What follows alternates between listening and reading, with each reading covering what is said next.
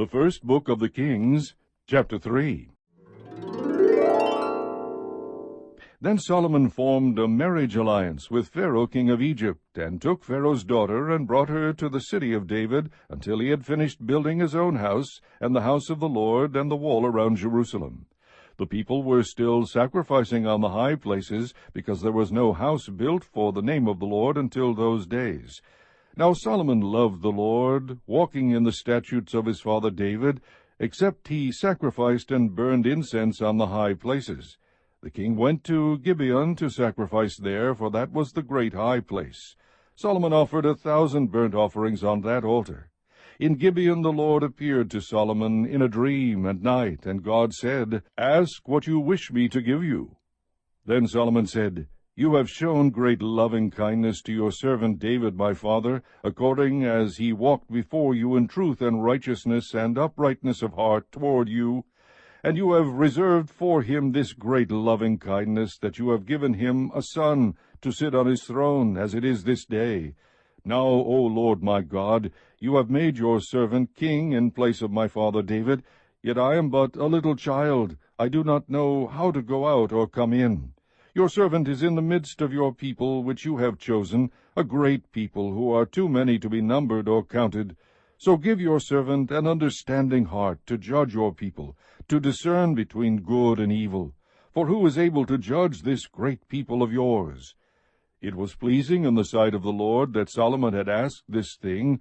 God said to him, "Because you have asked this thing, and have not asked for yourself long life, nor have asked riches for yourself, nor have you asked for the life of your enemies, but have asked for yourself discernment to understand justice, behold, I have done according to your words. Behold, I have given you a wise and discerning heart, so that there has been no one like you before you, nor shall one like you arise after you.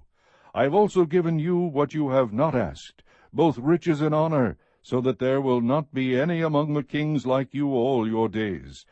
If you walk in my ways, keeping my statutes and commandments, as your father David walked, then I will prolong your days."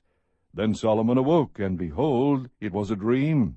And he came to Jerusalem, and stood before the ark of the covenant of the Lord, and offered burnt offerings, and made peace offerings, and made a feast for all his servants. Then 2 women who were harlots came to the king, and stood before him. The one woman said, "O my lord, this woman and I live in the same house, and I gave birth to a child while she was in the house. It happened on the 3rd day after I gave birth that this woman also gave birth to a child, and we were together. There was no stranger with us in the house, only the 2 of us in the house. This woman's son died in the night because she lay on it. So she arose in the middle of the night and took my son from beside me, while your maidservant slept, and laid him in her bosom, and laid her dead son in my bosom. When I rose in the morning to nurse my son, behold, he was dead. But when I looked at him carefully in the morning, behold, he was not my son whom I had borne." Then the other woman said, "No, for the living one is my son, and the dead one is your son." But the first woman said, "No, for the dead one is your son, and the living one is my son." Thus they spoke before the king. Then the king said, "The one says, 'This is my son who is living, and your son is the dead one,' and the other says, 'No, for your son is the dead one, and my son is the living one.'" The king said, "Get me a sword." So they brought a sword before the king. The king said, "Divide the living child in 2, and give half to the one and half to the other." Then the woman whose child was the living one spoke to the king, for she was deeply stirred over her son, and said, "O my lord, give her the living child, and by no means kill him."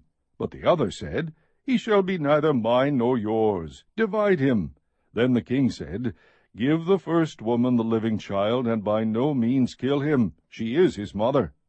When all Israel heard of the judgment which the king had handed down, they feared the king, for they saw that the wisdom of God was in him to administer justice. Chapter 4. Now King Solomon was king over all Israel. These were his officials. Azariah the son of Zadok was the priest. Elihoreph, and Ahijah the sons of Shisha were secretaries. Jehoshaphat the son of Ahilud was the recorder, and Benaiah the son of Jehoiada was over the army, and Zadok and Abiathar were priests. And Azariah the son of Nathan was over the deputies, and Zabud the son of Nathan, a priest, was the king's friend. And Ahishar was over the household, and Adoniram the son of Abda was over the men subject to forced labor. Solomon had 12 deputies over all Israel, who provided for the king and his household. Each man had to provide for a month in the year. These are their names: Ben-Hur in the hill country of Ephraim, Ben-Deker in Mekaz, and Shaalbim and Beth-Shemesh, and Elon Beth-Hanan, Ben-Hesed in Aruboth. Socho was his, and all the land of Hepher. Ben-Abinadab in all the height of Dor. Taphoth, the daughter of Solomon, was his wife.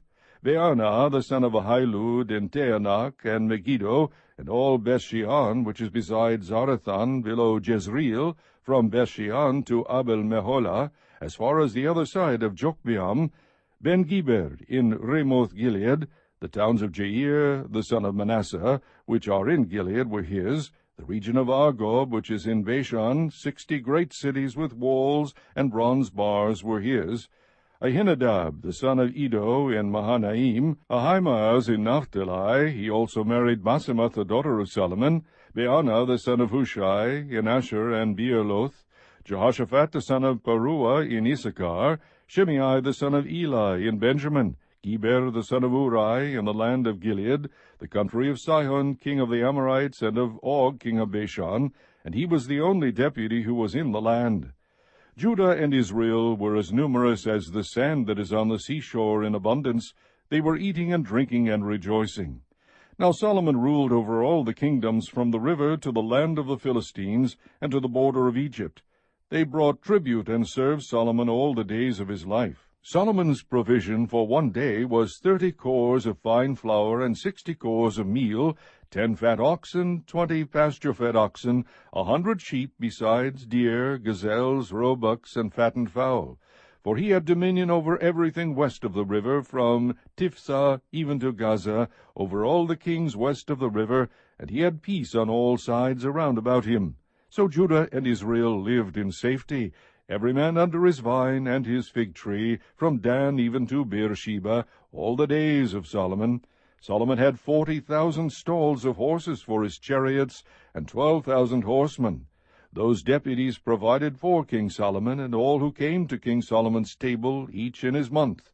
They left nothing lacking. They also brought barley and straw for the horses, and swift steeds to the place where it should be, each according to his charge. Now God gave Solomon wisdom, and very great discernment, and breadth of mind, like the sand that is on the seashore. Solomon's wisdom surpassed the wisdom of all the sons of the east, and all the wisdom of Egypt, for he was wiser than all men, than Ethan the Ezrahite, Heman, Calcol, and Darda, the sons of Mahol, and his fame was known in all the surrounding nations. He also spoke 3,000 proverbs, and his songs were 1,005. He spoke of trees, from the cedar that is in Lebanon even to the hyssop that grows on the wall. He spoke also of animals and birds and creeping things and fish. Men came from all peoples to hear the wisdom of Solomon, from all the kings of the earth who had heard of his wisdom. Chapter 5. Now Hiram king of Tyre sent his servants to Solomon, when he heard that they had anointed him king in place of his father, for Hiram had always been a friend of David. Then Solomon sent word to Hiram, saying, You know that David my father was unable to build a house for the name of the Lord his God, because of the wars which surrounded him, until the Lord put them under the soles of his feet. But now the Lord my God has given me rest on every side. There is neither adversary nor misfortune. Behold, I intend to build a house for the name of the Lord my God, as the Lord spoke to David my father, saying, Your son, whom I will set on your throne in your place, he will build the house for my name.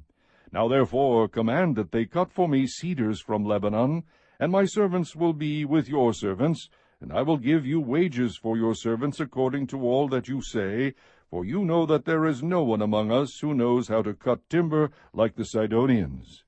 When Hiram heard the words of Solomon, he rejoiced greatly, and said, "Blessed be the Lord today, who has given to David a wise son over this great people." So Hiram sent word to Solomon, saying, "I have heard the message which you have sent me. I will do what you desire concerning the cedar and cypress timber.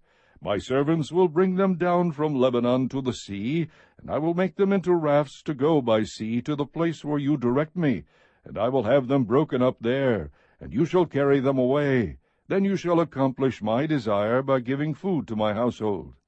So Hiram gave Solomon as much as he desired of the cedar and cypress timber. Solomon then gave Hiram 20,000 cores of wheat as food for his household, and 20 cores of beaten oil. Thus Solomon would give Hiram year by year. The Lord gave wisdom to Solomon, just as he promised him, and there was peace between Hiram and Solomon, and the two of them made a covenant. Now King Solomon levied forced laborers from all Israel, and the forced laborers numbered 30,000 men. He sent them to Lebanon, 10,000 a month in relays. They were in Lebanon a month, and 2 months at home. And Adoniram was over the forced laborers.